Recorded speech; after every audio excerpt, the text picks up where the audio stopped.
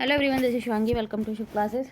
तो इस वीडियो में हम लोग डिस्कस करने वाले हैं डिस्क्रिशनरी फिस्कल पॉलिसी के टाइप्स को, विवेकाधीन राजकोषीय नीति के जो प्रकार हैं। ठीक है, हिंदी मीडियम वाले स्टूडेंट हैं, लिख लेना विवेकाधीन राजकोषीय नीति के प्रकार। लास्ट वीडियो में हमने डिस्क्रिशनरी फिस्कल पॉलिसी से स्टार्ट करा था। मैंने बोला था आपसे कि 2 वीडियोज़ में आपका ये जो टॉपिक है कंप्लीट हो जाएगा। तो ये आपका सेकेंड वीडियो है।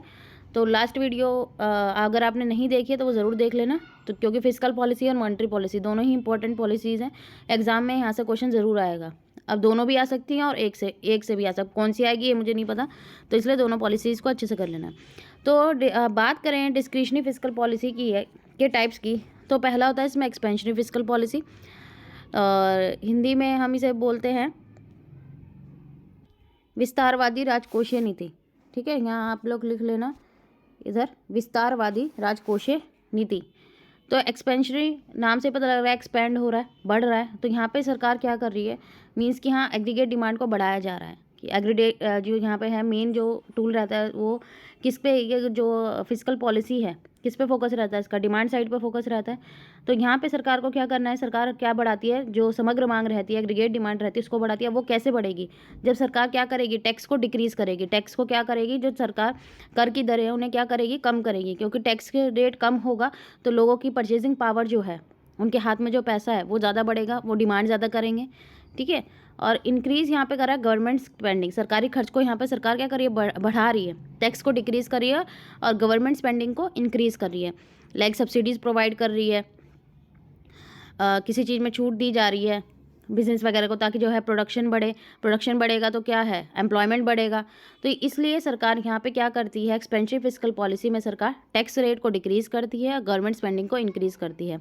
अब यहाँ पे अब ये सब करने से क्या है, एग्रीगेट डिमांड को बढ़ाना। अब एग्रीगेट डिमांड के जो कंपोनेंट्स होते हैं वो कौन कौन से होते हैं, कंजम्पशन जिसे हम हिंदी में उपभोग बोलते हैं, इन्वेस्टमेंट जिसे हम निवेश बोलते हैं, गवर्नमेंट स्पेंडिंग सरकारी खर्च, नेट एक्सपोर्ट शुद्ध निर्यात।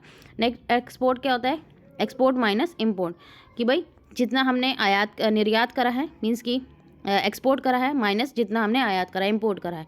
तो इनको माइनस करके जो भी हमारे पास बचता है वो नेगेटिव भी हो सकता है, पॉजिटिव भी हो सकता है। कि भाई हमने एक्सपोर्ट ज़्यादा करा है या इम्पोर्ट, एक्सपोर्ट ज़्यादा करा होगा तो पॉजिटिव आएगा, इम्पोर्ट ज़्यादा करा होगा तो नेगेटिव आएगा। तो अब यहाँ पे कंजम्पशन कैसे इफेक्ट करती है, कि यहाँ पे डिमांड कैसे इंक्रीज़ होगी। भाई कंजम्पशन, भाई लोग की जो है यहाँ पे अब टैक्स कट हो गए हैं आपके। ठीक है, तो आप कंजम्पशन इंक्रीज करोगे। कंजम्पशन का मतलब सिर्फ खाने से नहीं होता है, आप चीज़ों की डिमांड करोगे। आप कार यूज़ कर रहे हो, ठीक है, तो कार यूज़ कर रहे हो, आप उसको कंज्यूम कर रहे हो ना, आपने अपने यूज़ के लिए जो भी चीज़ खरीदी आप उसको कंज्यूम कर रहे हो। तो यहाँ पे आपकी जो डिस्पोजेबल इनकम है वो बढ़ जाएगी। डिस्पोजेबल इनकम क्या होती है, जो हमारे पास इनकम बचती है, इनकम पे करने टैक्स पे करने के बाद जो हमारे पास इनकम बचती है वो हमारी डिस्पोजेबल इनकम कहलाती है, प्रयोज्य आय बोलते हैं। ठीक है, हिंदी में क्या बोलते हैं हम, प्रयोज्य आय बोलते हैं।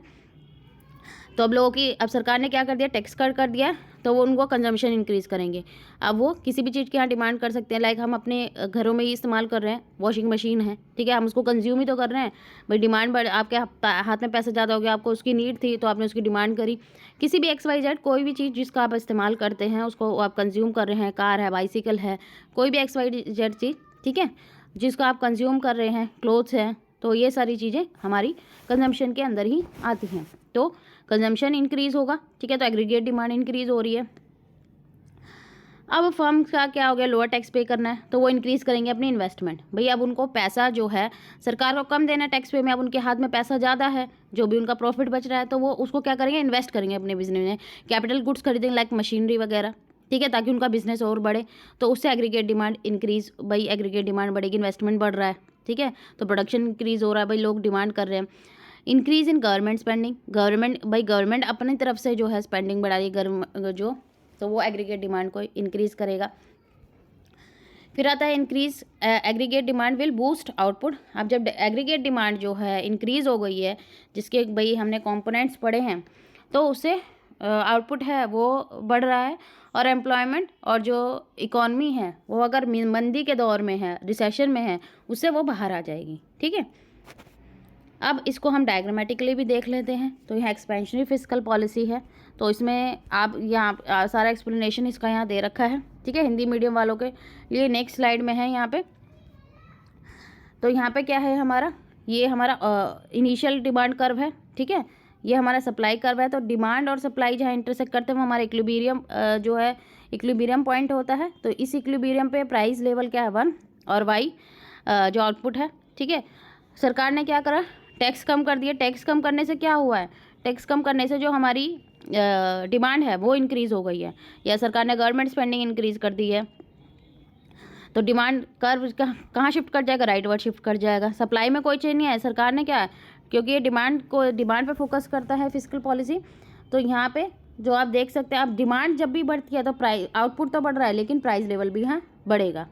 सारी चीज़ें यहाँ पर न्यू इक्विलिब्रियम पॉइंट आ गया हमारे पास। E2 इसी की एक्सप्लेनेशन है सारी, ठीक है। तो मैं इसे रीड आउट नहीं करूँ, मैंने आपको जो है डायग्राम समझा दिया कि किस तरीके से, और एग्जाम में डायग्राम आपको पेंसिल का इस्तेमाल करके बनाना है, ठीक है। डोंट यूज़ पेन, पेन का यूज़ मत करना, ओनली यूज़ पेंसिल, ठीक है। डायग्राम के लिए हमेशा आपको पेंसिल का इस्तेमाल करना है। हाँ, जो लेबलिंग करनी है वो आप पेन का इस्तेमाल करके कर सकते हैं। जैसे आपने यहाँ पे एक्सपेंशन फिस्कल पॉलिसी लिखा है, प्राइस लेवल है, ठीक है, P1 P2 ये सब, या पेन का यूज़ कर सकते हैं। लेकिन अगर आपको डायग्राम बनाना है वो आपको पेंसिल से ही बनाना है। क्लियर।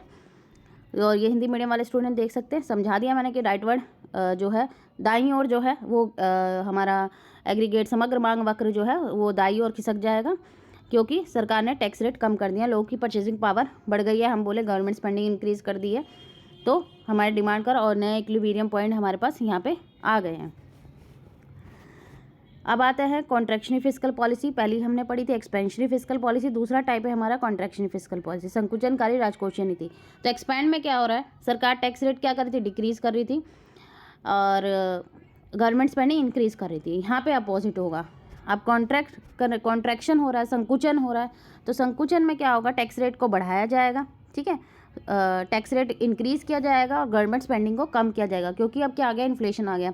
अभी हमने एक्सपेंशन फिस्कल पॉलिसी में देखा ना कि बस सरकार ने क्या करा है, अपना गवर्नमेंट स्पेंडिंग इंक्रीज़ करी, टैक्स कट कर दिए, तो डिमांड बढ़ गई, जिसकी वजह से प्राइस लेवल बढ़ गया, ठीक है। अब प्राइस लेवल ज़्यादा भी बढ़ना ठीक नहीं है, इन्फ्लेशन आ जाएगा इकॉनमी में, फिर सरकार किसका इस्तेमाल करेगी, कॉन्ट्रैक्शनरी फिस्कल पॉलिसी का इस्तेमाल करेगी। अब वो देख रही है कि भाई इन्फ्लेशन ज़्यादा बढ़ रहा है, तो वो टैक्स को, जो कर दर है, ठीक है, कर दर को क्या कर देगी, बढ़ा देगी, कि ताकि लोगों की गवर्नमेंट परचेजिंग पावर है वो कम हो जाए, और गवर्नमेंट स्पेंडिंग को डिक्रीज़ कर देगी, भाई कम कर देगी सरकारी खर्चों को, ताकि जो भाई लोग डिमांड ही ना करें, भाई जो भी सब्सिडीज़ प्रोवाइड किया जा रही है, बिजनेस ज़्यादा इन्वेस्ट ना करे, भाई प्रोडक्शन ना बढ़ाए, ज़्यादा प्रोडक्शन बढ़ाएंगे तो उन्हें एम्प्लॉयमेंट देना पड़ेगा, ठीक है, एम्प्लॉयमेंट ज़्यादा बढ़ जाएगा, लोग के हाथ में पैसा आएगा, तो फिर वही मार्केट में जो है इकॉनमी में इन्फ्लेशन बढ़ता जा रहा है। तो हाई इन्फ्लेशन जो है इकोनॉमिक बूम की तरह होता है, गवर्नमेंट इंक्रीज़ करती है फिर यहाँ टैक्स, और डिक्रीज़ करती है स्पेंडिंग को, ताकि एग्रीगेट डिमांड जो है कम हो, ठीक है। अब एग्रीगेट डिमांड के हमने पढ़ चुके हैं, भाई कंजम्पशन, अब आपकी जो डिस्पोजेबल इनकम है वो कम हो गई, क्योंकि आप टैक्स ज़्यादा पे कर रहे हो, तो आप डिमांड कम करोगे, तो ऐसे जो है एग्रीगेट डिमांड डिक्रीज़ हो जाएगी। फर्म जो है वो टैक्स ज़्यादा पे कर रहे हैं, तो वो इन्वेस्टमेंट कम करेंगे कैपिटल गुड्स वगैरह में, तो इससे डिमांड कम हो जाएगी। सरकार जो है गवर्नमेंट स्पेंडिंग कम कर रही है, तो एग्रीगेट डिमांड डिक्रीज़ हो जाएंगी, और एग्रीगेट डिमांड डिक्रीज़ होने से आउटपुट, एम्प्लॉयमेंट, प्राइस लेवल, ठीक है, तीनों पे ही फ़र्क पड़ेगा, और जो इकॉनमी की जो गति थी, ठीक है, स्पीड थी, वो स्लो डाउन हो जाएगी, वो कम हो जाएगी। और ये इसका डायग्राम है, ठीक है। तो यहाँ पे पहले ये था इनिशियल हमारा डिमांड कर, एग्रीगेट डिमांड कर। अब सरकार ने क्या करा, टैक्स रेट बढ़ा दिए, तो आपकी डिमांड करने की जो क्षमता थी वो कम हो गई है, तो जो डिमांड कर्व है वो हमारा लेफ्ट वर्ड बाईं ओर खिसक जाएगा, ठीक है। अब प्राइस लेवल पहले P1 था, अब देखो अब डिक्रीज़ हो गया ना P2, क्योंकि प्राइस ज़्यादा बढ़ गया था, अब वो खिसक के नीचे आ गया है, तो इन्फ्लेशन जो था वो कंट्रोल हो जाएगा। हिंदी मीडियम वाले स्टूडेंट यहाँ देख सकते हैं। तो यहाँ पे ये आपका टॉपिक ख़त्म होता है। एक्सप्लेनेशन आप लोग देख लेना, आपको भी एक्सप्लेन ज़रूर करना है, डायग्राम को एग्जाम में और पेंसिल का ज़रूर इस्तेमाल करना है। आई होप आपको क्लियर हो गया होगा। अगर वीडियो अच्छी लगी तो like it, share and subscribe my channel. Thank you.